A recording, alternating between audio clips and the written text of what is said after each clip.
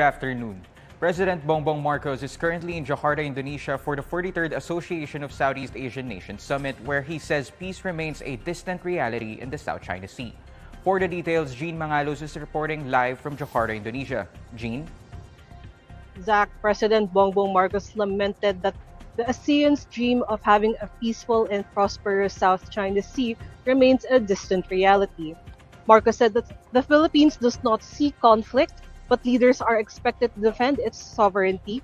Let me be clear. We do not seek conflict, but it is our duty as citizens and as leaders to always rise to meet any challenge to our sovereignty, to our sovereign rights, and our maritime jurisdictions in the South China Sea. No country would expect any less. No country would do any less. While he did not single out a specific country, Marcos urged all involved parties to practice self-restraint. This echoes the earlier statement of the Armed Forces of the Philippines and the Philippine Coast Guard after being attacked by the Chinese Coast Guard in Ayungin Shoal. The president also dispelled any narratives that simplify the territorial disputes in the South China Sea. He reiterated that it is not a competition between any two powers. Speaking to ASEAN leaders in Jakarta, Marcos said that such narratives undermine the independence of a country. Marcos issued a grave warning to ASEAN leaders should these tensions between global powers continue. Miscalculation threatens the region with the severest consequences. As tensions and mistrust between the great powers escalate, so too does the prospect of miscalculation that threatens to engulf the region with the severest consequences for all of us.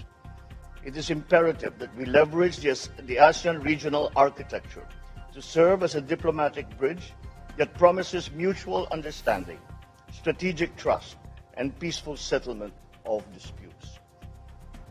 China, however, has repeatedly downplayed its aggressive actions, insisting that it has kept peace in the region. While addressing ASEAN leaders, Li Qiang said that China wants to set aside differences and address any disagreements with consultations. China's aggressive behavior in the South China Sea has earned condemnation from the international community. The United States and Japan have even sought a meeting with Marcos during the ASEAN summit, with the West Philippine Sea as a likely point of discussion. That's it from me, Zach. Back to you. Jean, did President Marcos specify where the quote-unquote misleading narratives regarding the South China Sea came from? Zach, President Marcos did not specify which powerful countries he was referring to when he was making that speech. However, two notable countries who have made a stand in the South China Sea were the United States and China. China, as we know, has claimed most of the South China Sea, taking measures to protect its claim, while the United States has reiterated its support for the Philippines, saying that it backed regional peace. I understand, Jean, because as you said in your report, this is not the first time such a statement was made, as both the AFP and the PCG released similar pronouncements before. On the other hand, about the ASEAN summit, is President Marcos set to personally meet with other leaders? What else is in his schedule aside from the summit itself? Well, President Marcos' schedule is quite tight given the number of world leaders in the summit. He's actually, other than possibly meeting with Vice President Kamala Harris and Japanese Prime Minister Fumio Kishida, Marcos may possibly meet with South Korean President Yoon Suk Yeol as well as Vietnamese Prime Minister Pham Minh Chinh. Last night, Marcos also met with Cambodian President Hun Manet as well as the Asian Business Advisory Council. That's Jean Mangalos reporting live from Indonesia. The State Weather Bureau says Tropical Depression Ineng has exited the Philippine area of responsibility, but it will continue to enhance the southwest monsoon or habagat. In its 5 a.m. bulletin, the Philippine Atmospheric, Geophysical, and Astronomical Services Administration says Ineng left PAR at around 4 a.m. on Wednesday. It was last spotted 1,240 kilometers east-northeast of extreme northern Luzon. Despite being outside PAR, Ineng and the remnants of Haikui will continue to slightly enhance the habagat, dumping rains over the western portions of northern and central Luzon in the next 3 days.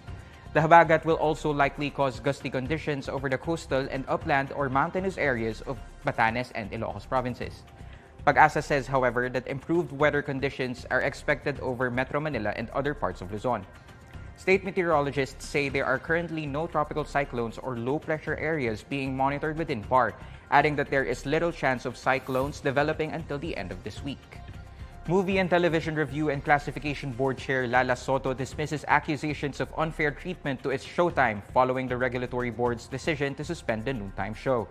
In a television interview, Sotto underscores that the suspension is not yet final, as the MTRCB gave its Showtime a chance to file a motion for reconsideration. She then addresses frequent netizen remarks regarding the matter, claiming that the regulatory board was unfair. Sotto denies that claim, adding that supporters may feel that way if they always hear reports about it.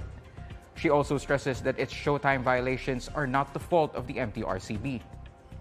The MTRCB chair is the daughter of noontime show EAT host and former Senate President Vicente Tito Sotto III. The regulatory board earlier issued its decision to suspend ABS-CBN's its Showtime for 12 airing days due to show hosts Vice Ganda and Ayon Perez's alleged indecent acts. In a separate statement, the MTRCB says Sotto inhibited from voting on the suspension of the Kapamilya show to ensure that board members would quote-unquote exercise their independent judgment. Here's the latest roundup of today's top stories. During the ASEAN summit in Indonesia, President Bongbong Marcos says peace remains a distant reality in the South China Sea. Tropical depression Ineng exits Philippine area of responsibility but continues to enhance habagat. And government forming teams to go after violators of price ceiling on rice. And these are the stories you need to know today. I am Zacharian Sarao. Follow INQUIRER.net on Facebook, Twitter, YouTube, TikTok, Instagram, and Reddit. For more stories, visit INQUIRER.net.